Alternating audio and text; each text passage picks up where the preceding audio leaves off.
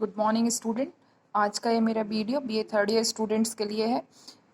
आज के इस वीडियो में हम सेकंड पेपर लोक प्रशासन के बारे में बात करेंगे और आज का जो चैप्टर है वह है लोक प्रशासन का अर्थ, प्रशासन के तत्व और लोक प्रशासन के क्षेत्र। इन विषय पे इस लेक्चर में बात की जाएगी। तो सबसे पहले मैं बताना चाहूँगी आप लोगों को कि लोक प्रशासन है क्या। वर्तमान समय में कल्याणकारी राज्य की अवधारणा का आधार उस राज्य की प्रशासन व्यवस्था पर होता है और प्राचीन काल में जब राज्य केवल निषेधात्मक कार्य करते थे, जैसे न्याय प्रदान करना, शांति व्यवस्था बनाए रखना, संपत्ति की रक्षा करना, अपराधों को रोकना, अपराधियों को दंडित करना इत्यादि। जैसे जैसे समय परिवर्तित हुआ, परिस्थितियों में परिवर्तन के साथ साथ राज्य की शासन व्यवस्था में भी परिवर्तन हुए, जिससे राज्य की निषेधात्मक शासन व्यवस्था का स्थान लोक कल्याणकारी राज्य की सकारात्मक शासन व्यवस्था ने ले लिया। लोक प्रशासन वस्तुतः दो शब्दों से मिलकर बना है, लोक धन प्रशासन, और अंग्रेजी में इसे पब्लिक एडमिनिस्ट्रेशन कहा जाता है। लोक प्रशासन को स्पष्ट करने के लिए पहले हमें इन दोनों शब्दों का विश्लेषण करना होगा।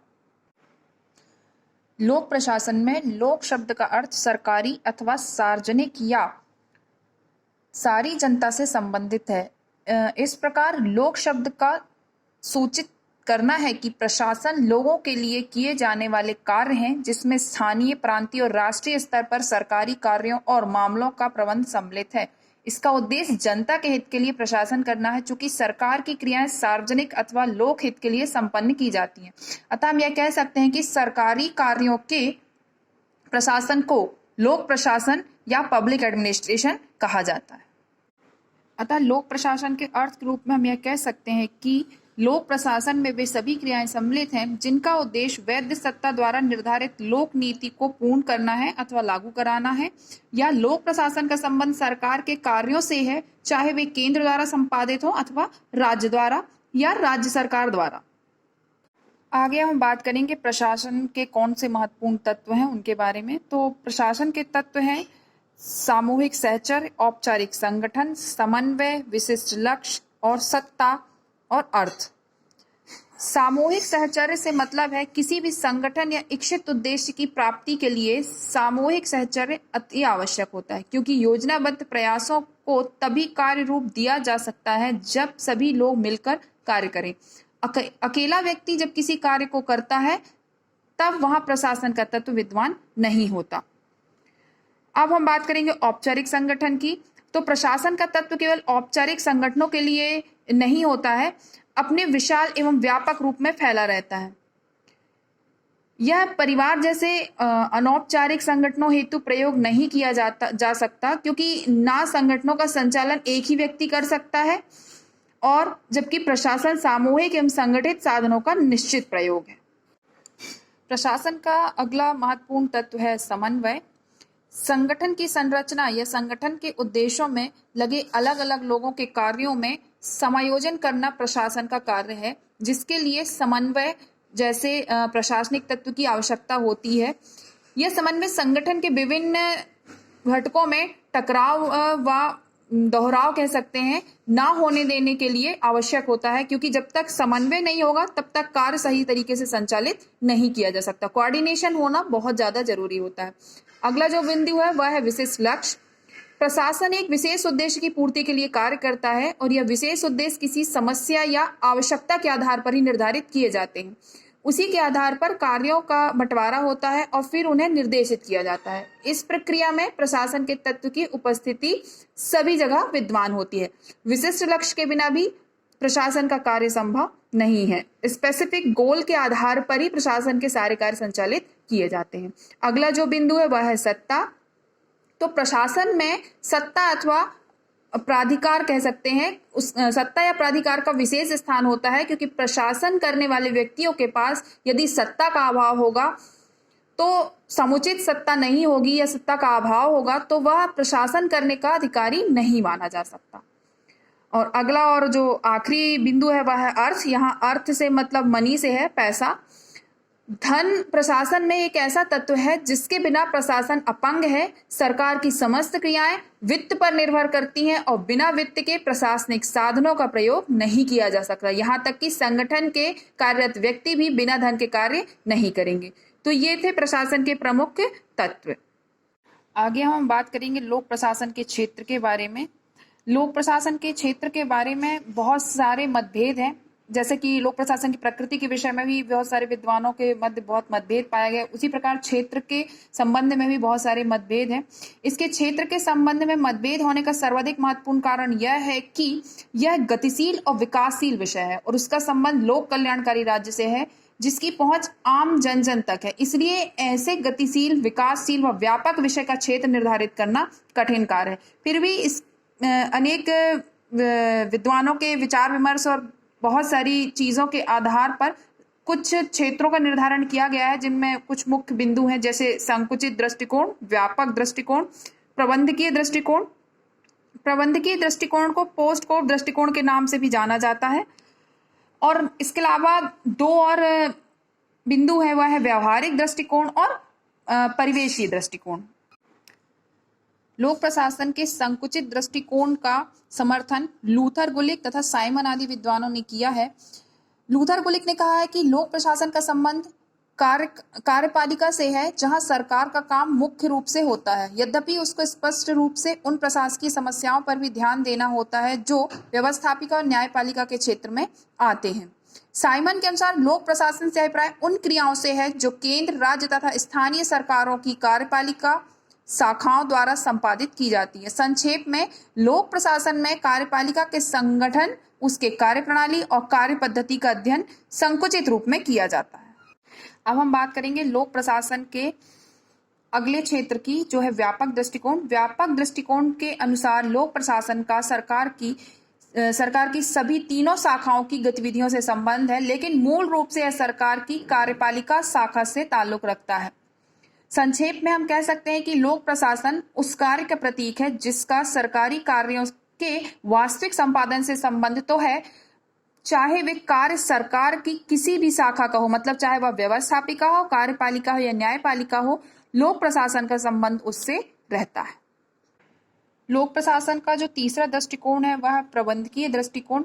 तीसरे दृष्टिकोण में केवल वे ही प्रक्रियाएं आती हैं जो व्यक्तिक तथा प्रबंधकीय क्षेत्रों में विद्यमान रहती हैं। इसे पोस्ट कार्ड भी कहा जाता है या पोस्ट कार्ड दृष्टिकोण भी कहा जाता है, जिसका प्रतिपादन हेनरी फ्यूल तथा लूथर गुलिक ने किया था। अंग्रेजी के 7 अक्षर इसमें मिलते हैं और इन 7 अक्षरों का अपना अलग अलग अर्थ है। यह विशेषकर व्यक्तिक एवं प्रबंधकीय क्षेत्र में पाया जाता है। इन अक्षरों को आगे हमने उनके अर्थों के साथ लिखा हुआ है, सबको मैं एक एक बार करके पढ़ देती हूँ। जैसे पोस्ट कोड का अर्थ, एक एक अक्षर का अपना अलग अलग अर्थ है। जैसे पी से अर्थ है प्लानिंग, मतलब योजना बनाना। ओ से अर्थ है ऑर्गेनाइजिंग, संगठन करना। एस से अर्थ है स्टाफिंग, कर्मचारियों की व्यवस्था करना। डी से अर्थ है डायरेक्टिंग, मतलब निर्देशित करना या निर्देशन करना। सीओ का यहाँ अर्थ है कोऑर्डिनेशन, मतलब समन्वय बनाए रखना। आर से अर्थ है रिपोर्टिंग, मतलब प्रतिवेदन तैयार करना। और बी से अर्थ है बजटिंग, मतलब बजट तैयार करना। पोस्ट कोड के प्रत्येक शब्द पर अब हम विस्तार से चर्चा करेंगे। पहले हम बात करेंगे पी, प्लानिंग, मतलब योजना बनाना। इसका अर्थ है निर्धारित लक्ष्य को पूरा करने के लिए उस लक्ष्य की रूपरेखा तैयार कर लेनी चाहिए। इस योजना के तहत उन तरीकों व पद्धतियों को भी निश्चित कर लेना चाहिए जिसके आधार पर कार्य को पूरा करना होता है। मतलब लक्ष्य हम किन आधारों पर प्राप्त करने वाले हैं, इसकी पूरी प्लानिंग हमें पहले से कर लेनी चाहिए।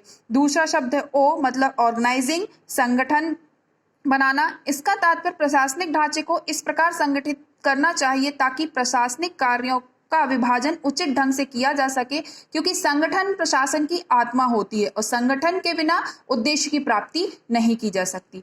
तीसरा शब्द है एस, मतलब स्टाफिंग, कर्मचारियों की व्यवस्था करना। इसका संबंध लक्ष्य प्राप्ति हेतु कुशल प्रशिक्षित कर्मचारियों की नियुक्ति करना है ताकि हम लक्ष्य को आसानी से प्राप्त कर सकें।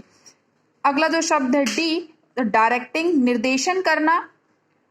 इसके अंतर्गत वे कार्य आते हैं जो निर्णायकों द्वारा कर्मचारियों के कार्यों के संबंध में किए जाते हैं। इस संबंध में लिए गए निर्णय सामान्य आदेशों के रूप में समन्वित करके प्रशासकीय कर्मचारियों तक प्रेषित किए जाते हैं। अगला शब्द है CO मतलब कोऑर्डिनेशन, समन्वय करना। इसका तात्पर्य प्रशासन के विभिन्न अंगों में परस्पर संबंध स्थापित करना है व उनके बीच संघर्ष ना हो या संघर्ष होने को रोकना है। कोऑर्डिनेशन के बिना भी किसी भी लक्ष्य की प्राप्ति नहीं की जा सकती। अगला शब्द है R, उसका मतलब है रिपोर्टिंग मतलब प्रतिवेदन करना। इसका उद्देश्य विशिष्ट अधिकारियों तथा निम्न कर्मचारियों के कार्यों के संबंध में निरीक्षण अधिकारियों को सूचित करना तथा निरीक्षण आदि के अभिलेख तैयार करना है। आखिरी शब्द है B, मतलब बजटिंग, बजट तैयार करना। इसका संबंध संगठन के वित्त प्रशासन से है, जो संगठन हेतु वित्त की व्यवस्था तथा उसके लिए बजट तैयार करता है।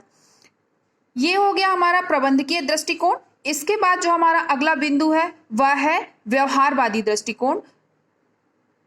अगला जो दृष्टिकोण है वह है व्यवहारवादी दृष्टिकोण। व्यवहारवादी दृष्टिकोण, इस व्यवहारवादी दृष्टिकोण के संगठन में कार्यरत कर्मियों की इच्छाएं, मान्यताएं एवं उनके पारस्परिक व्यवहार व्यावहारिक विज्ञान के अंश माने गए हैं। इस दृष्टिकोण के अध्ययनकर्ताओं ने पूर्व के औपचारिक या संरचनात्मक दृष्टिकोण का खंडन करते हुए इसे प्रशासनिक संगठन में सिरे से नकार दिया था। व्यवहारिक दृष्टिकोण 1960 के दशक में प्रारंभिक वर्षों में अपने चरमोत्कर्ष पर था तथा इसे इस मुकाम तक पहुंचाने वाले विद्वान थे रॉबर्ट डेहल। उन्होंने लोक प्रशासन में इस व्यवहारवादी दृष्टिकोण की रूपरेखा को अपने प्रयोगों, वर्गीकरण, विश्लेषण व सत्यापन आदि के द्वारा एक क्रमबद्ध सिद्धांत के रूप में स्वीकृति प्रदान की। अगला बिंदु है परिवेशीय दृष्टिकोण। परिवेशीय दृष्टिकोण के आधार पर हम कह सकते हैं कि प्रशासन जिन मानवीय वातावरण के बीच कार्य करता है वह सामाजिक, आर्थिक, राजनीतिक, सांस्कृतिक व मनोवैज्ञानिक तथा भौगोलिक परिस्थितियों पर निर्भर करता है। तो हम कह सकते हैं कि लोक प्रशासन के क्षेत्र संबंधी दृष्टिकोण से अभिप्राय उन सभी प्रभावों को सम्मिलित करना है जिनके बीच लोक प्रशासन कार्य करता है। यह सभी प्रभाव हमारे वातावरण में व्याप्त सामाजिक, आर्थिक, राजनीतिक, भौगोलिक या फिर नैतिक आदि हो सकते हैं। अतः निष्कर्ष के रूप में हम कह सकते हैं कि जिस प्रकार लोक प्रशासन के प्रारंभिक काल में इसका क्षेत्र सीमित था, उसी प्रकार आधुनिक समय में इसके क्षेत्र से संबंधित उपयुक्त दृष्टिकोण में से किसी की भी अवहेलना नहीं की जा सकती।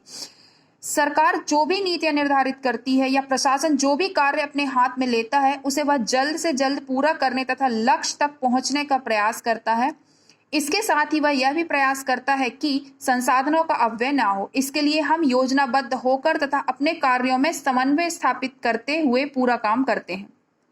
दूसरी ओर जैसे जैसे राज्य के कार्य बढ़ते जा रहे हैं उनका क्षेत्र भी व्यापक होता जा रहा है। यद्यपि यह कहा जा सकता है कि लोक प्रशासन मुख्यतः कार्यपालिका के कार्यों का अध्ययन है, लेकिन फिर भी इसमें व्यवस्थापिका व न्यायपालिका के साथ साथ अन्य पहलुओं की भी अनदेखी नहीं की जा सकती, क्योंकि क्षेत्र के विकास में परिवर्तन होता है और सामाजिक, मनोवैज्ञानिक, राष्ट्रीय व अंतर्राष्ट्रीय परिस्थितियों के प्रभाव के कारण भी कार्यों में प्रभाव पड़ता है।